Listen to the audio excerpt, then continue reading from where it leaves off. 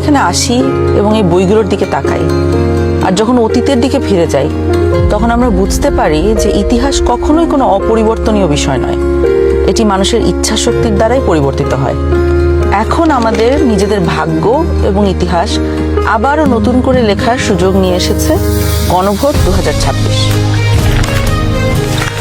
সবার মনে একটা প্রশ্ন, গণভোটটা আসলে কি? গণভোটটা হলো আসলে একটা ভবিষ্যৎ বাংলাদেশের ম্যাপ। ভবিষ্যৎ বাংলাদেশ থেকে আপনি কি চান আর কি চান না একজন নাগরিক হিসাবে, তার একটা খতিয়ান। আপনি কি এমন একটি বাংলাদেশ দেখতে চান যেখানে কেউ চাইলে 10 বছর বেশি প্রধানমন্ত্রী থাকতে পারবে না? এমন বাংলাদেশ যেখানে সরকার চাইলেই বিরোধী দলের সম্মতি ছাড়া জরুরি অবস্থা জারি করতে পারবে না, চাইলেই জরুরি অবস্থার সময়ে নাগরিকের বেঁচে থাকার অধিকার কেড়ে নিতে পারবে না, চাইলেই এক্সট্রা জুডিশিয়াল কিলিং করতে পারবে না?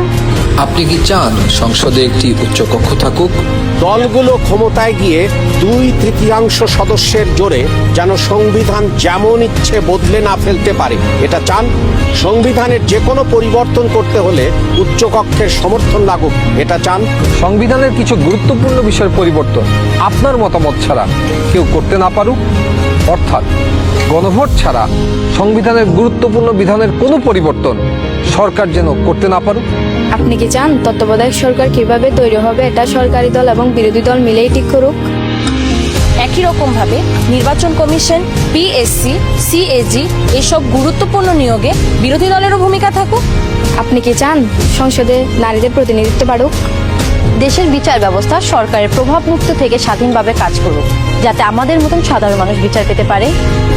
আপনি কি চান সব বিভাগীয় শহরে উচ্চ আদালত স্থাপন হোক? ধরেন আপনার স্বজন খুন হয়েছে, সেই খুনের দায়ে দণ্ডপ্রাপ্ত আসামিকে প্রেসিডেন্ট চাইলেই ক্ষমা করে দিতে পারে। আপনি কি চান আপনি অর্থাৎ ক্ষতিগ্রস্ত পরিবারে অনুমতি ছাড়া রাষ্ট্রপতি এরকম কোনো অপরাধীকে ক্ষমা করতে না পারুক? আপনি কি চান যে আমাদের মৌলিক নাগরিক অধিকারের সংখ্যা বৃদ্ধি পাওয়া উচিত?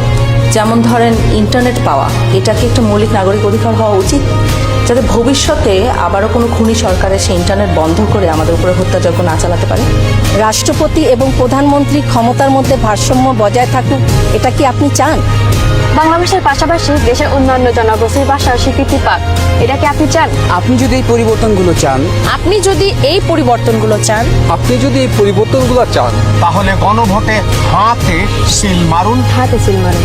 হ্যাঁতে সিল মারুন, হাতে সিল মারুন, হাতে সিল মারুন, হেতে সিল মারুন।